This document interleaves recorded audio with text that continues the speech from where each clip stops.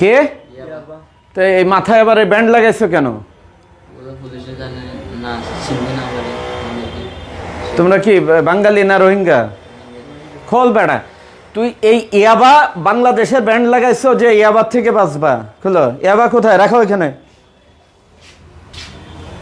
ইয়াবা কোথায়? পকেটে, ব্যাগে?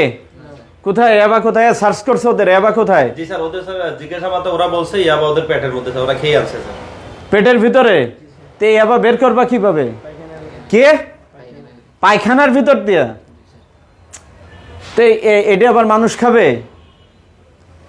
শুনছেন আপনারা, ওরা পেটের ভিতরে ইয়াবা নিয়ে আসছে, এই ইয়াবা বের করবে পায়খানার সঙ্গে, আবার এইগুলাই মানুষ খাবে।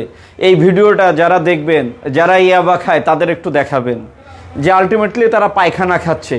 এই পায়খানার গন্ধ, এই পায়খানার কথা চিন্তা করলে এই ইয়াবার থেকে বাংলাদেশকে মুক্ত করুক, এই মরণ ব্যাধি থেকে আমাদের রক্ষা করুক।